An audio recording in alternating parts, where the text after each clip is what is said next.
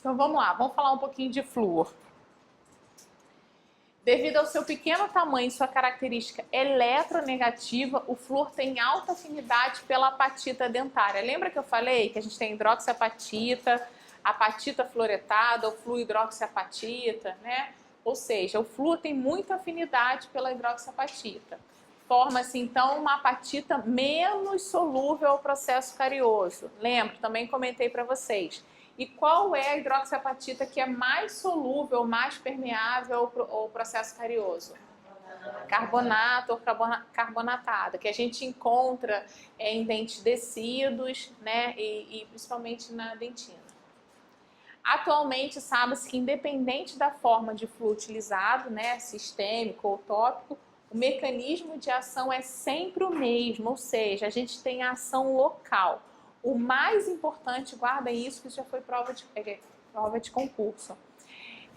O mais importante é a ação local, tá? É a que vai ter realmente efeito.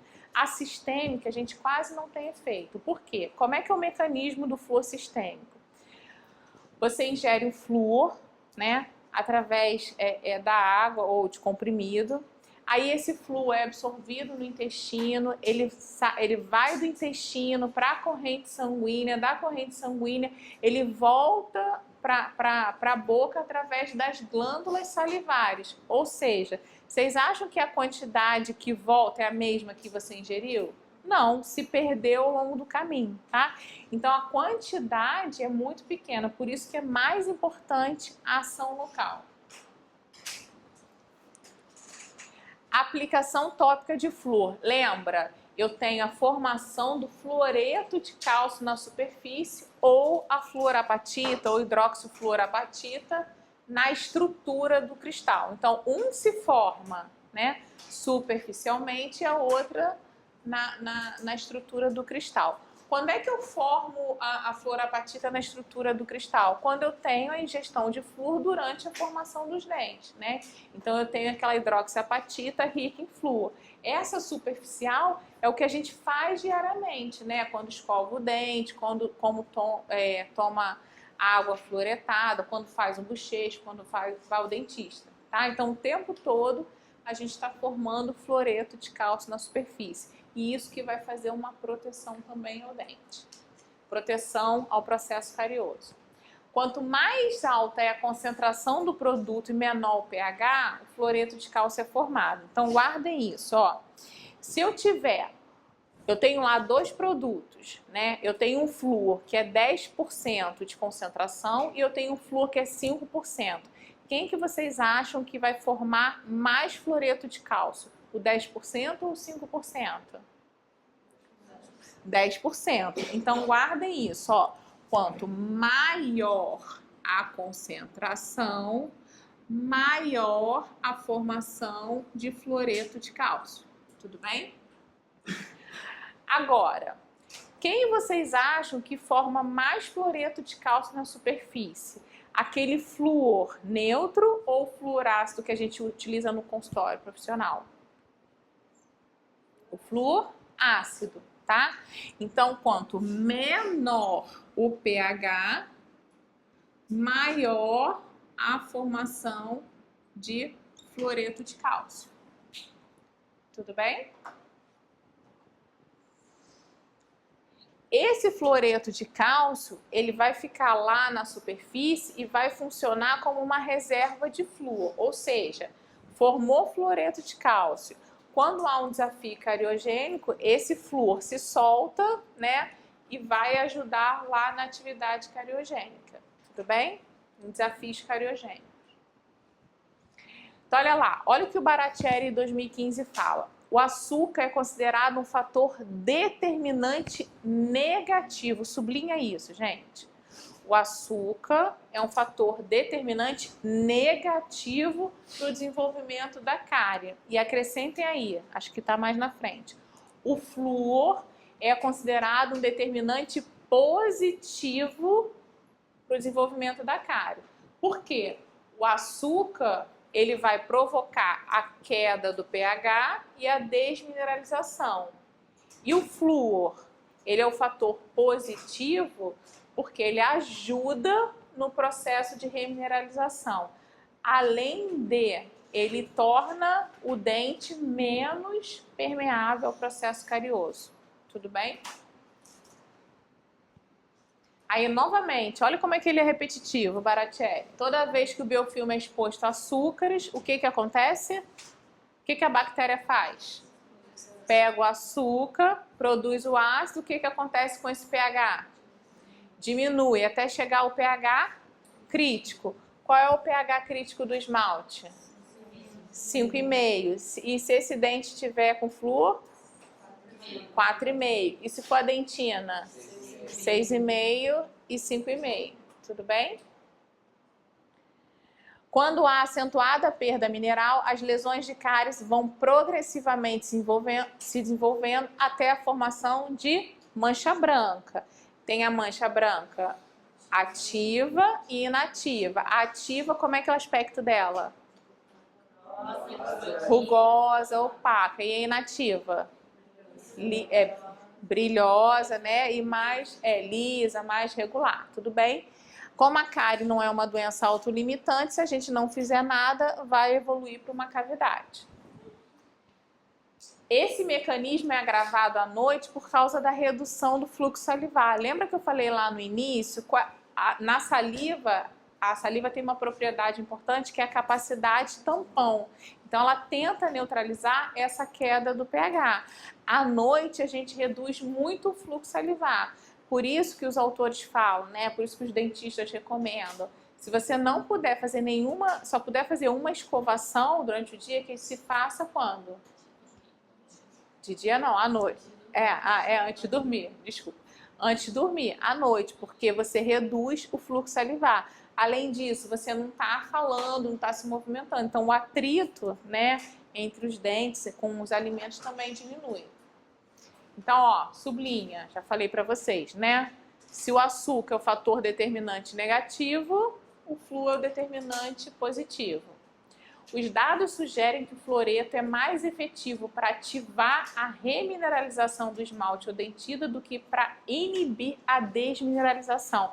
Sublinha isso, colocam várias estrelinhas, tá? Porque a gente sempre fala, o flúor, ele ajuda no processo de desmineralização, né? Na verdade, ele é muito mais efetivo para remineralização, tá?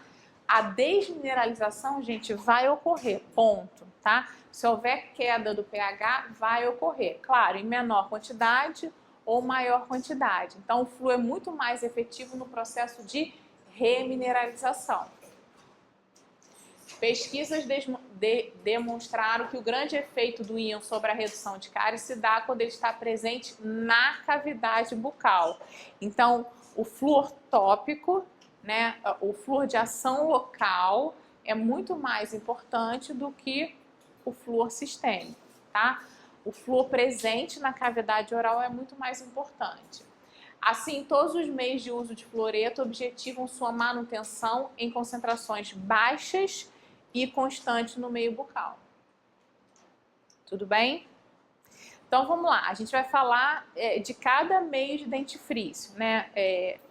Dentifrício não, desculpa.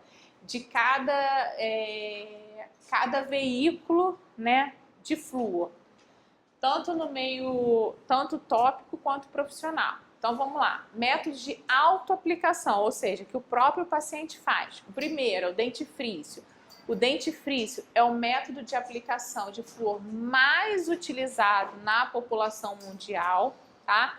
Você pode utilizar todos esses tipos de fluoreto aqui, né, no dentifrício. Fluoreto de sódio, monofluorfosfato de sódio, monofluorfosfato, fluoreto estanhoso.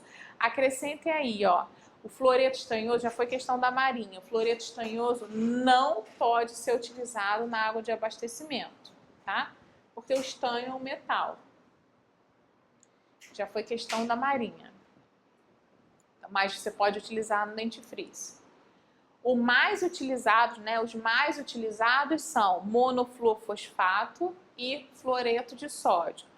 Lembrando que o monofluorfosfato ele é compatível com o abrasivo carbonato de cálcio e o fluoreto de sódio com abrasivo sílica. Tudo bem?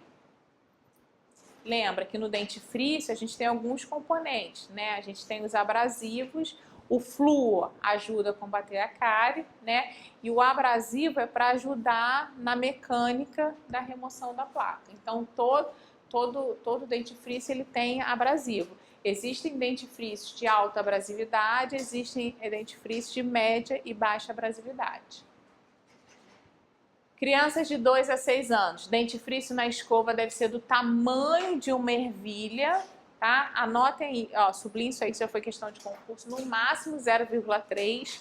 A gente pede para colocar o dentifrício na forma transversal, porque já foi comprovado, já foi questão de concurso também, que as crianças ingerem 30%, tá, do dentifrício durante a escovação. Tudo bem? Por isso tem que ser uma quantidade pequenininha. E qual que é a recomendação de flúor no dentifrício?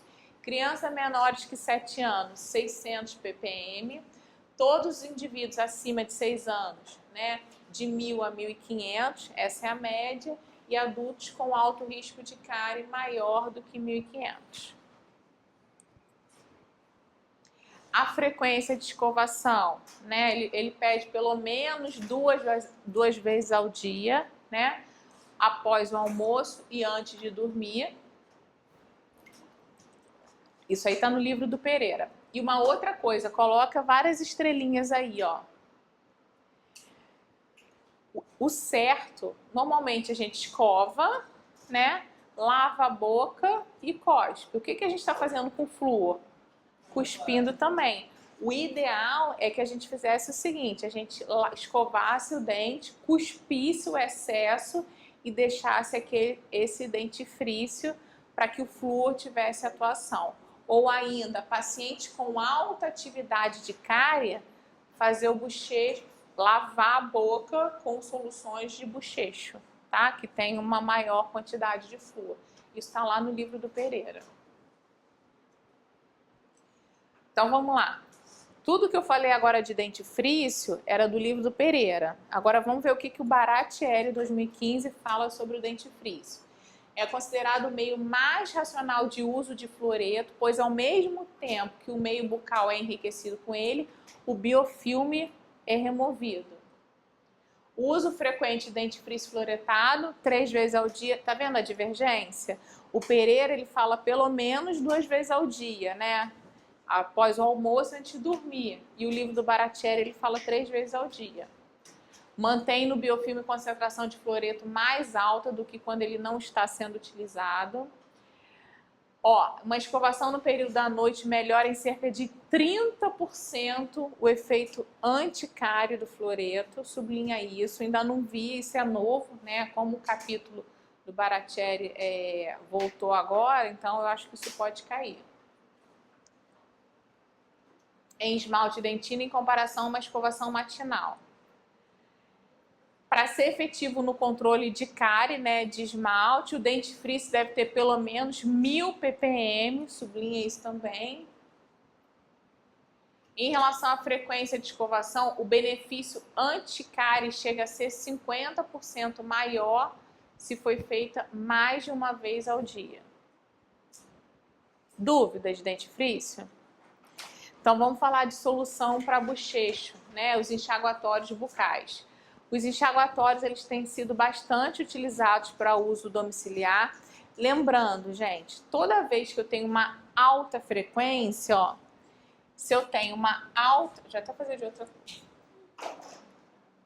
Se eu tenho uma alta frequência de flúor, eu tenho, desculpa, alta frequência não. Se eu tenho uma alta concentração de flúor, eu tenho que ter uma baixa frequência. Quando que é isso? Paciente que faz, por exemplo, aplicação de flúor, aplicação profissional, né? Aplicação.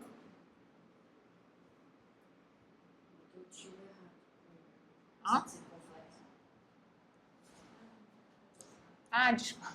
Obrigada. Frequência profissional, ok?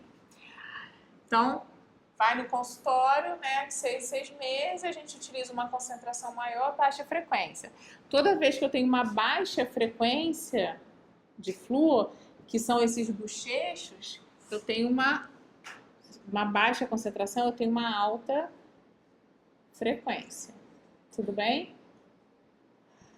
Por isso que eu posso utilizar essas soluções de bochecho todos os dias. Normalmente, os compostos fluoretados, a gente tem um monte, né? Fluorfosfato acidulado, fluoreto de sódio, fluoreto estanhoso, fluoreto de amônio, fluoreto de amina. Os mais utilizados atualmente, né? Fluoreto de sódio. Aí eu queria que vocês soubessem isso aqui, tá? Sempre cai em concurso. Eu posso utilizar o fluoreto de sódio 0,2%, que é para uso semanal, tá? Você vê que ele é maior do que o diário, a concentração é maior do que o diário.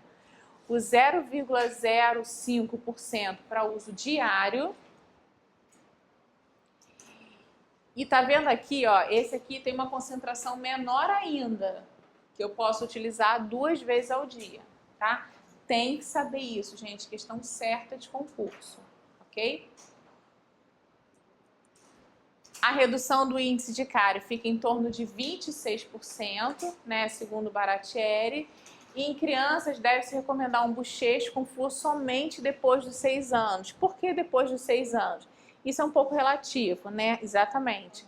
Cada criança tem o seu tempo, mas para concurso depois de 6 anos. Por quê? A criança aprendeu a cuspir, tá? Então ela não engole aquela solução. O que o Baratieri fala em relação aos bochechos?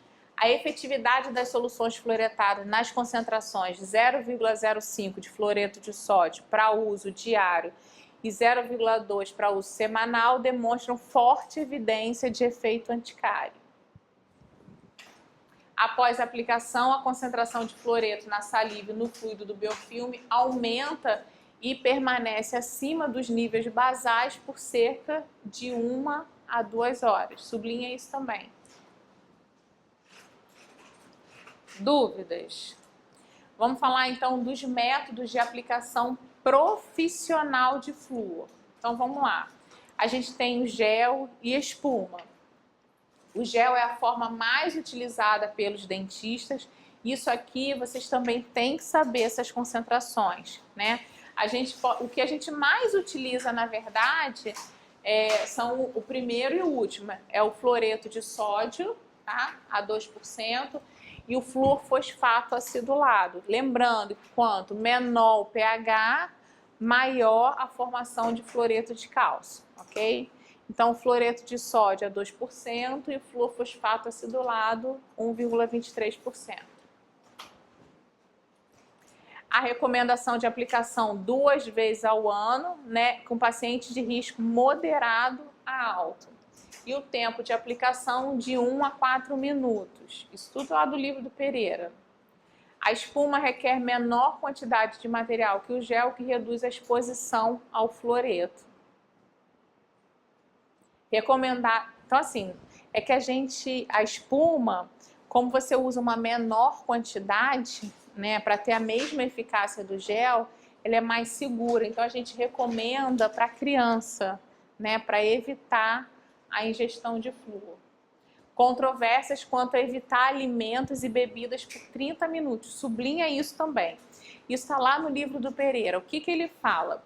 O que a gente fala para o paciente quando a gente faz a aplicação de flúor?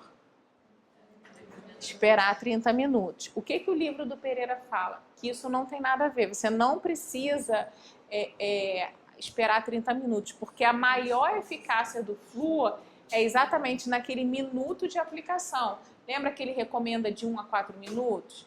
Então, o certo é a gente secar todos os dentes, né? Pelo menos em isolamento relativo, secar todos os dentes, aplicar o flúor, deixar 1 a 4 minutos, segundo ele.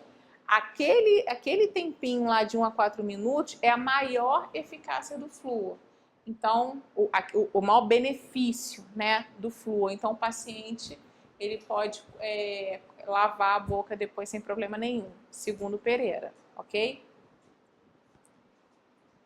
E o verniz? O verniz é um outro método de aplicação profissional, é o meio mais utilizado de aplicação tópica de flúor pelo profissional. Ele tem uma alta concentração, vocês têm que saber esse número aqui também, 22.600 ppm. Embora ele tenha uma alta concentração, ele é considerado um método seguro, né, com uma menor toxicidade. Por quê? Porque ele tem uma alta concentração, mas ele vai liberando esse flúor ao longo do tempo, tá? Vai liberando aos pouquinhos ao longo do tempo. Por isso que ele é considerado seguro, por isso que pode ser utilizado em criança. Olha lá, ele permanece aderido à superfície por um longo período. É seguro, eficaz e de fácil aplicação. E aqui, ó, segundo o livro do Pereira, a redução de cárie nos dentes permanentes de 38% a 46% e em dentes tecidos 36%. A recomendação de aplicação de 2 a 4 vezes por ano depende da atividade de cárie do paciente. E o paciente é orientado a não ingerir alimentos por 4 horas, tá? E não escovar o dente no mesmo dia. Tudo bem? É difícil a gente falar para o paciente, ó, ele vai ao dentista, aplica o verniz e fala assim, hoje você não vai escovar o dente, né? É complicado. O que o Baratieri fala, né, da aplicação tópica profissional de fluoreto?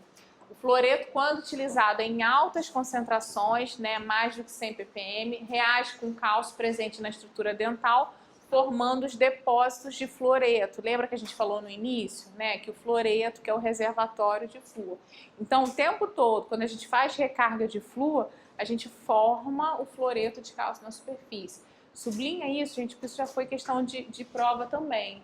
Né? Quem é um reservatório de flúor na cavidade oral? É o fluoreto de cálcio. E aí, ele coloca esse quadrinho aqui, tá?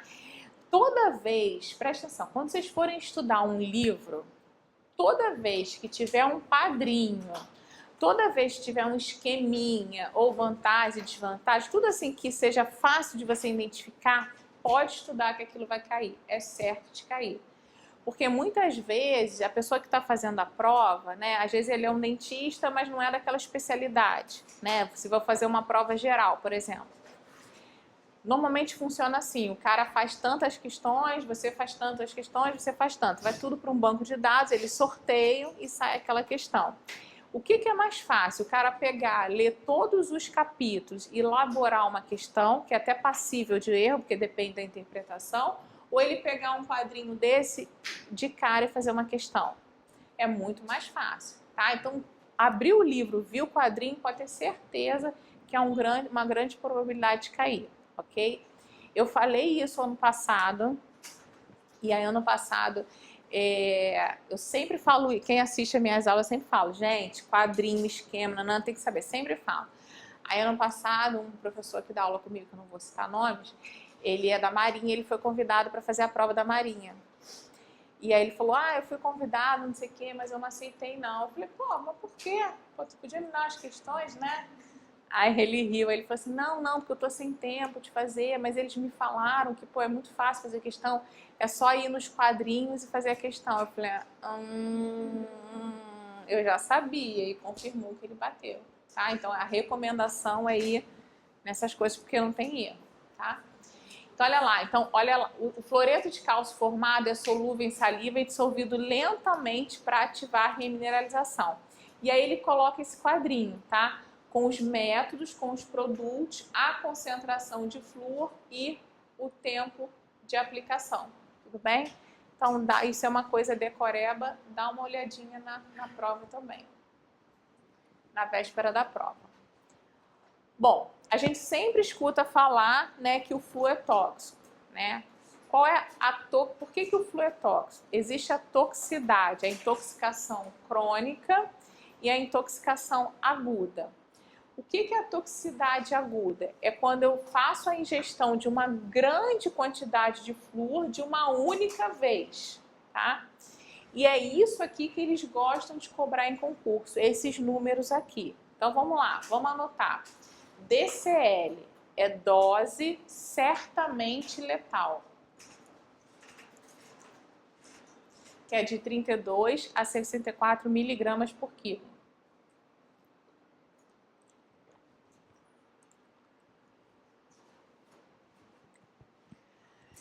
TST, dose seguramente tóxica, de 9 a 16 miligramas por quilo.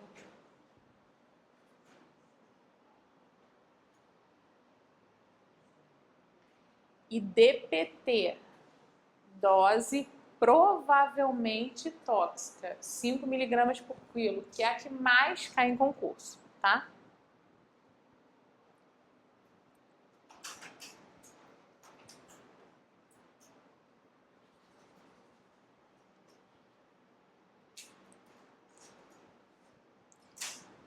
Se o paciente faz a ingestão do flúor, né, você está aplicando lá, ele engoliu aquele flúor, o que eu posso fazer? Usar substâncias para evitar a absorção gástrica, induzir ao vômito, ou se passar de 30 minutos, eu tenho que correr e internar esse paciente, ok? Ó, evitar a absorção, induzir o vômito, só tem eficácia até 30 minutos. E a toxicidade crônica? O que é a toxicidade? A toxicidade crônica é a ingestão, né, de flúor ao longo do tempo. Um exemplo característico da toxicidade crônica, quem é? A fluorose. Gente, a Marinha, nessas últimas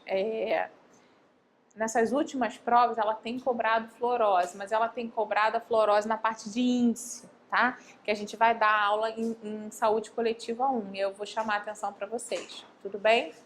Então, a fluorose nada mais é do que a ingestão crônica de flúor durante a formação dos dentes, tá? Guardem isso, durante a formação dos dentes. E uma outra coisa que eu achei bem interessante do livro do Baratieri, que eu trouxe para vocês também, e que eu acho que pode cair, eu estou apostando que pode cair, é que no final desse capítulo, ele coloca lá mitos e evidências sobre a aplicação profissional de flúor, tá? Então, olha lá, qual é o mito? Flúor acidulado, neutro, verniz e espuma. Um é melhor do que o outro. Olha o que ele fala. Só há clara evidência da eficácia anticárie do gel acidulado do verniz. Os demais formam fluoreto de cálcio, então espera-se o mesmo efeito. Então não tem nada que comprove que um é melhor do que o outro. Todos formam fluoreto de cálcio. A aplicação profissional de flúor deve ser feita a aplicação tópica profissional de flúor deve ser feita por 4 minutos. Não há evidência de relação entre cárie e tempo de aplicação de flúor em gel acidulado.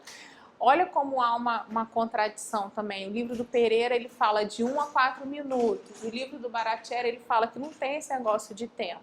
Tá? Após a aplicação tópica profissional de flúor por 30 minutos, deve-se evitar água ou comer. Aí o Baratieri concorda. Não há relação entre cárie e essa recomendação. Mitos. A importância da profilaxia dental. Evidência. A remoção do biofilme dental é fundamental para que o fluoreto de cálcio não seja removido na escovação. Dente limpo e seco é fundamental para um diagnóstico diferencial entre lesões ativas e inativas. Se eu tiver uma placa, esse fluoreto de cálcio vai se formar em cima daquela placa. Depois que eu escovo o dente, eu facilmente removo essa placa, ok? Flúor em gel deve ser aplicado em escova. Não há estudo clínico comparando a aplicação de flúor com cotonete, escova ou moldeira, ou seja, todos são eficientes. Reaplicação de flúor deve ser feita a cada semana por 4 semanas. Não há também nenhuma recomendação universal de protocolo. Reaplicação de flúor deve ser feita a cada 6 meses.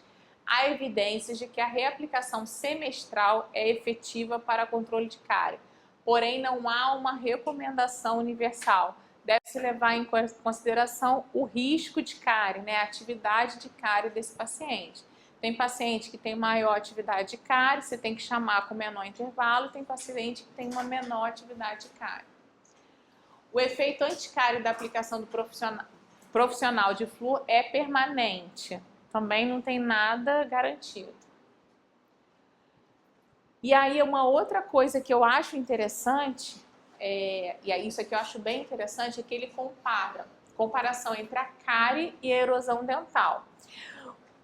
A diferença básica, gente, a cárie é uma dissolução química da estrutura dentária com a presença de bactéria. O que é a erosão?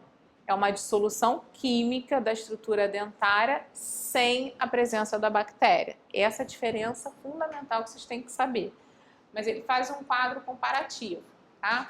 A cárie, biofilme, sua presença é necessária para o desenvolvimento da cárie, ou seja, tem que ter um micro-organismo para ter a cárie. E na erosão, o biofilme protege a estrutura dentária da erosão. Gente, colocam várias estrelinhas aí. Esse acho que eu acho mais importante. Esse aqui, ó, o biofilme dental, né? Ele atrapalha, ele prejudica, né? Quando a gente pensa em termos de cárie, mas quando a gente pensa em termos de erosão, ele protege a estrutura dentária da erosão. Fonte do desafio ácido. A cárie é proveniente da fermentação dos açúcares, né? E erosão. O ácido é proveniente ou da dieta ou ainda o quê? Interno, né? Do estômago. O pH, esse quadrinho, gente, eu tô apostando que vai cair esse ano. O pH da cárie, raramente menor que 4, pois há limite no metabolismo bacteriano. Então, assim, a bactéria ela consegue produzir ácido, mas ela também não é tão eficiente para produzir tanto ácido assim para o pH cair menos do que 4. Agora, no processo erosivo, quando vem do estômago, né, ou de alimentos, principalmente refrigerantes, você consegue um pH bem baixo, tá? Então ele fala, ó, refrigerante, pH menor do que 5 e o suco gástrico, pH em torno de 1,5, ok? O efeito da escovação para a cárie é benéfico, né, porque remove o biofilme dental. E para a erosão, na verdade, é deletério, porque eu estou associando dois traumas, entre aspas, né? Eu tenho uma dissolução química e aí eu associo com o atrito da escovação. Então, eu potencializo essa erosão, ok? E o efeito do fluoreto, né, na cárie, redução da desmineralização e ativação da mineralização. Lembrando, o flúor ele é mais efetivo na desmineralização ou na remineralização? Na remineralização. E o flúor para erosão impede a desmineralização. Para impedir a desmineralização, teriam que ser formados na superfície dental produtos de reação estáveis, tornando-a permanentemente resistente ao ácido. Limitada a remineralização da superfície atacada pelo ácido, já que durante o processo de solução mineral o pH está baixo. Lesão com perda de estrutura superfície dental não sendo possível reparação.